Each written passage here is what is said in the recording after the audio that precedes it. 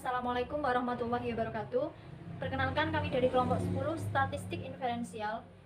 Di sini kami akan memaparkan diskusi dari kelompok kami, yaitu mengenai analisis regresi ganda. Dengan pemaparan pertama yaitu saya sendiri, Anis Fitri, NIM 2119361. Baik, sebelumnya apa itu analisis regresi ganda? Sebelumnya, menurut Gujarati tahun 2006 mendefinisikan analisis regresi sebagai kajian terhadap hubungan satu variabel yang disebut sebagai variabel yang diterangkan atau the explained variable dengan satu atau dua variabel yang menerangkan atau the explanatory. Variabel pertama disebut sebagai variabel tergantung dan variabel kedua disebut sebagai variabel bebas. Jika variabel bebas lebih dari satu, maka analisis regresi disebut regresi linear berganda. Disebut berganda karena pengaruh beberapa variabel bebas akan dikenakan kepada variabel tergantung. Regresi linear adalah alat statistik yang dipergunakan untuk mengetahui pengaruh antara satu atau beberapa variabel terhadap satu buah variabel.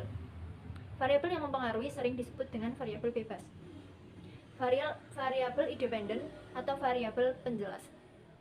Variabel yang dipengaruhi sering disebut dengan variabel terikat atau variabel dependen. Regresi linear hanya dapat digunakan pada skala interval dan ratio.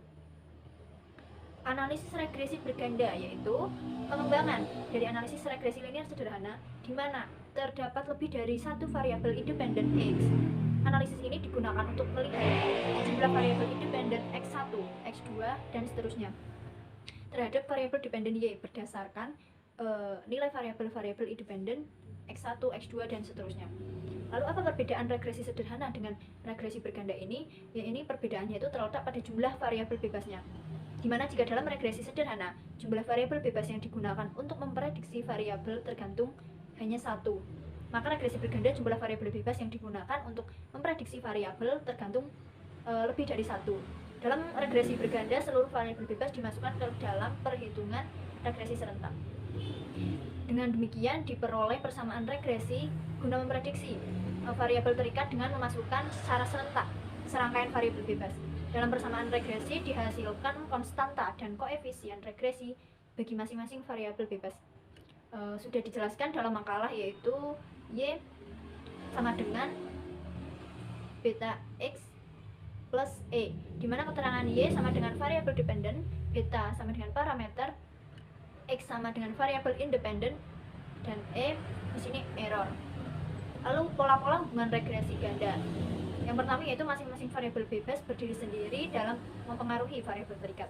Yang kedua, masing-masing variabel bebas tidak berdiri sendiri, tetapi antar mereka mempunyai kebebasan dalam mempengaruhi variabel terikat. Yang ketiga, variabel bebas dalam mempengaruhi variabel terikat tidak langsung, artinya ada variabel antara yang menjembatani hubungan antara variabel bebas dan variabel terikat. Lalu model regresi berganda ini digunakan untuk menganalisis hubungan kausal beberapa variabel bebas atau X terhadap satu variabel tergantung atau Y. Model yang digunakan untuk analisis regresi berganda itu sudah ada di makalah, yaitu dimana Y sama dengan A plus B1, X1 plus B1, X1, dan seterusnya. Keterangannya di sini sudah ada dalam makalah ya. Baik, untuk pemaparan selanjutnya akan dilanjutkan oleh pemakalah selanjutnya. Saya Sudah Nabila Amalia, NIM 2119365, akan menjelaskan materi tentang regresi linear berganda. Yang pertama ada persamaan regresi linear berganda. Analisis regresi membentuk persamaan garis lurus atau linear dengan menggunakan persamaan tersebut untuk membuat perkiraan nilai suatu variabel terkait Y jika nilai variabel X yang berhubungan dengannya sudah ditentukan. Nah, secara umum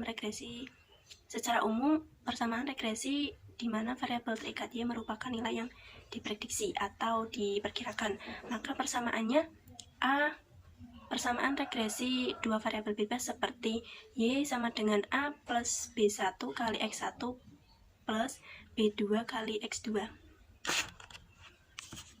Untuk yang B, persamaan regresi tiga variabel bebas, yaitu Y sama dengan A plus B1 kali X1 plus B2 kali X2 plus B3 kali X3. Nah, untuk persamaan yang C, persamaan regresi untuk keempat variabel bebas. Nah, rumusnya Y sama dengan A plus B1 kali X1 plus B2 kali X2 plus B3 kali X3 plus seterusnya sampai B sampai seterusnya plus BK kali XK. Nah, di mana Y ini adalah variabel terikat atau variabel dependen atau variabel yang dipengaruhi. Nah, X ini variabel bebas atau variabel independen atau variabel yang mempengaruhi. Untuk yang A adalah konstansa atau interspek, yaitu sifat bawaan dari variabel Y, B1, dan B2. Nah, untuk Bn ini adalah parameter yang menggunakan slope atau kemiringan garis regresi. Yang kedua ada materi koefisien regresi linear berganda. Nah, apabila diketahui dua variabel bebas dan satu variabel yang terikat dengan persamaan regresi Y sama dengan A plus B1 kali X1 plus B2 kali X2, maka untuk mendapatkan nilai A, B1 dan B2 digunakan rumus yang pertama, ada sigma X1 kuadrat sama dengan sigma X1 kuadrat dikurangi kurung buka sigma X1 kuadrat kurung tutup kuadrat per N. Nah, rumus yang kedua ada sigma X2 kuadrat sama dengan sigma X2 kuadrat dikurangi kurung buka sigma X2 kuadrat kurung tutup kuadrat per N. Nah, yang ke C ada sigma Y kuadrat sama dengan sigma Y kuadrat dikurangi kurung buka sigma Y kurung tutup kuadrat per N. Nah, untuk yang ke D ada sigma X1Y sama dengan sigma X1Y dikurangi kurung buka sigma X1 kurung tutup atau dikali sigma Y per N. Nah, untuk yang E ada sigma X2Y sama dengan sigma X2Y per kurung buka sigma X2 dikali sigma Y per N. Nah, untuk yang ke F itu ada sigma X1 kali X2 sama dengan sigma X1 kali X2 dikurangi sigma X1 dikali sigma X2 per N.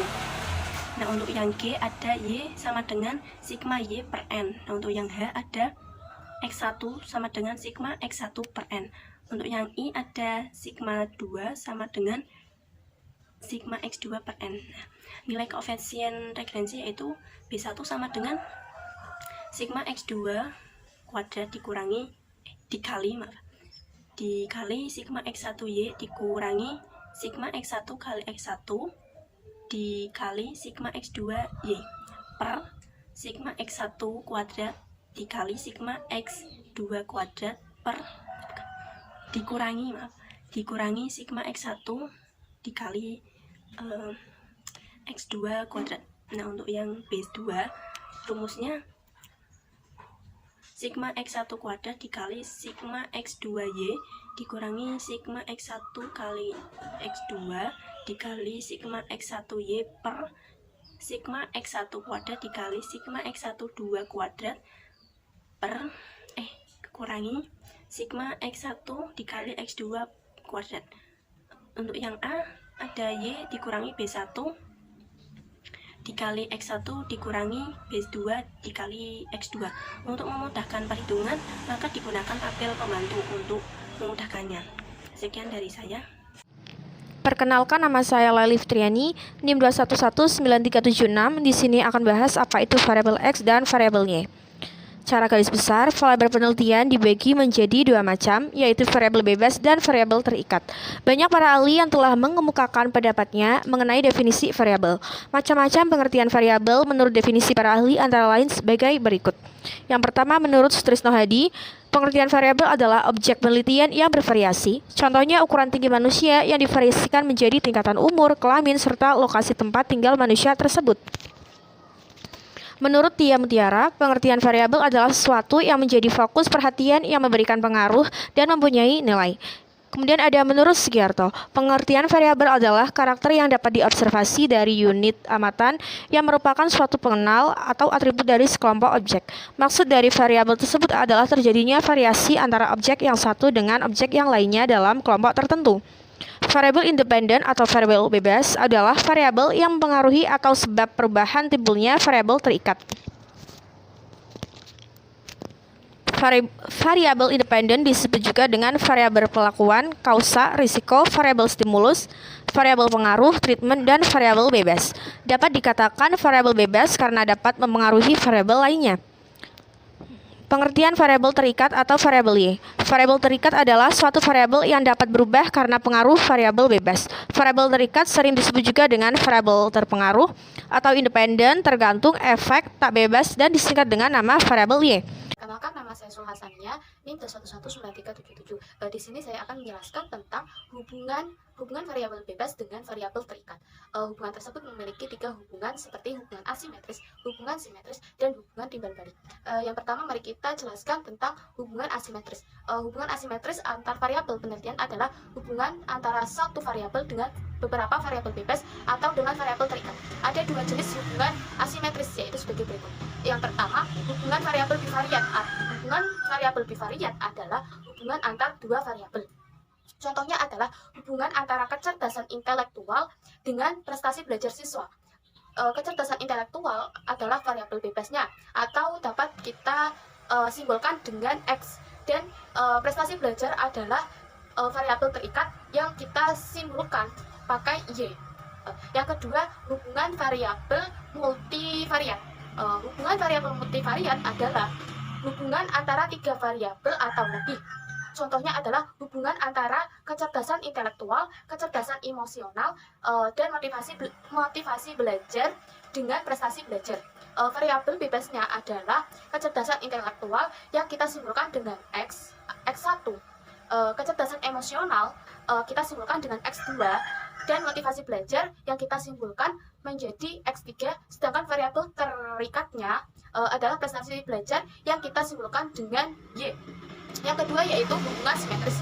Hubungan variabel simetris adalah hubungan yang terjadi antara 2 variabel, namun variabel satu tidak disebabkan atau dipengaruhi oleh variabel yang lainnya. Dapat dikatakan bahwa salah satu variabel tidak dipengaruhi oleh variabel yang lain. Contohnya adalah variabel tinggi badan. Variabel tinggi badan ini kita simbolkan dengan Y1, dan variabel berat badan kita simbolkan dengan Y2. Merupakan variabel terikat yang dipengaruhi oleh variabel pertumbuhan atau kita simbolkan dengan X. Kedua variabel terikat tersebut memiliki saling berhubungan atau saling terikat, akan tetapi satu variabel tidak bisa dipengaruhi oleh variabel yang lain. Yang terakhir yaitu variabel timbal balik. Variabel timbal balik adalah hubungan yang terjadi ketika salah satu variabel mempengaruhi variabel lainnya, atau sebaliknya. Contohnya adalah variabel rasa percaya diri yang kita simbolkan dengan X, yang merupakan atau yang mempengaruhi prestasi belajar yang kita simbolkan dengan Y. Namun sebaliknya, prestasi belajar kita simbolkan dengan Y juga mempengaruhi rasa percaya diri dari X.